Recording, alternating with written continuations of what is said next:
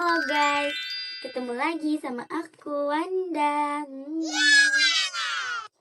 Pernah gak sih kamu tuh ngerasain cinta aja cukup untuk bertahan? Di masa lalu ada kisah cinta yang gak pernah bener-bener berakhir bahagia. Kalau aku bilang cerita cinta ini berakhir dengan kematian, kalian percaya apa enggak? Harus percaya sih, harus banget. Coba deh aku tanya sama kalian, apa yang kalian tahu tentang Romeo dan Juliet? Pasti karena kayak ini nih Romeo Juliet, kisah mereka abadi, kayak cintanya abadi banget gitu kan. Tapi siapa sangka mereka berdua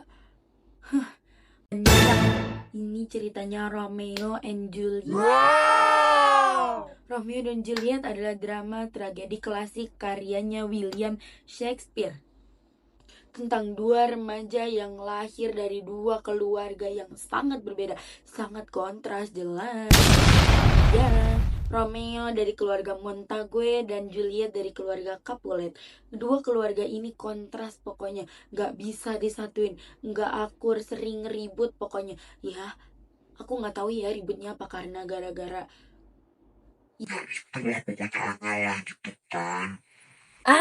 tapi siapa sangka kisah mereka berdua bener-bener gak berakhir bahagia dan bisa dibilang dengan tragis. Cerita awalnya dimulai dengan Romeo keturunan Montague yang menyelinap masuk ke dalam pesta dansanya keluarga Capulet. Dia masuk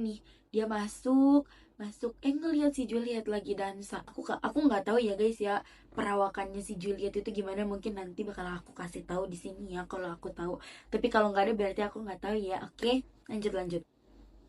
Dia ngelihat nih, si Romeo ngelihat nih si Juliet kayak, wah cakep banget nih cewek gitu. Jatuh cinta lah mereka, fall in love gitu kan. Tapi jelas hubungan mereka tuh jelas dilarang guys. Kayak ya bayangin dah, keluarga mereka musuhan, kontras, konfliknya gede. Tapi aku nggak tahu ya konfliknya tuh apa gitu kan. Dan kalian tahu apa yang lebih mencengangkan? Mereka berdua, si Romeo dan si Juliet, nekat banget dia berdua malah lari. Mereka berdua malah nikah diem banget, pokoknya cuma dibantuin sama satu biarawan, yaitu Pastor Lawrence. Tapi pernikahan mereka nggak berlangsung lama karena serapi-rapinya orang menutupi bangkai pasti tetap akan kecium harumnya gitu kan. ujung-ujungnya dia ketahuan sama keluarganya. Ya diapain? Ya dipisahin dong. Habis dipisahin, si Juliet nih disuruh nikah nih sama cowok namanya si Paris. Ya kagak mau dia nggak mau mesti Paris. Dan kalian tahu dia ngapain? Dia minum racun dari si Pastor Lawrence.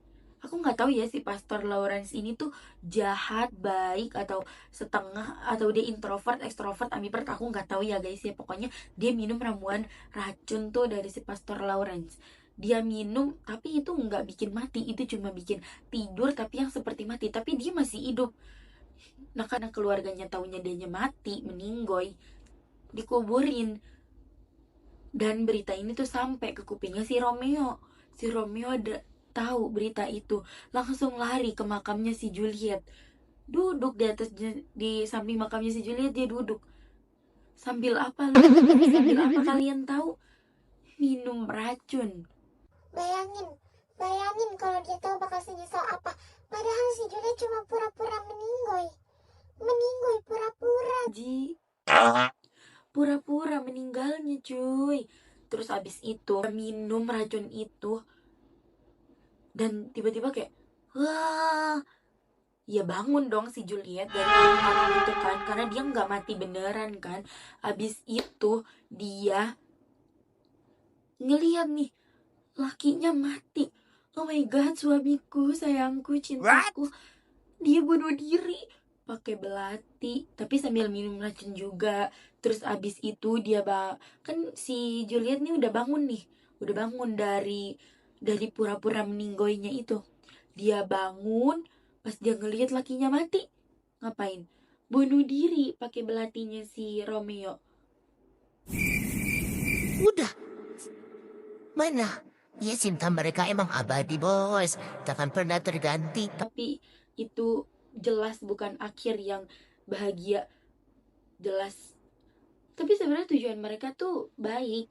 Tujuan mereka tuh biar keluarga mereka yang awalnya musuhan tuh kayak akur gitu, kayak tentram, adem, nyaman gitu kan, kayak asri lingkungannya gitu kan, kayak ya udah biar biar akur aja gitu, biar saling memaafkan, tidak memutuskan tali silaturahmi. Malah berujung kayak gini. Ya udahlah ya. Segitu dulu ya guys. Thanks for watching. See you next time.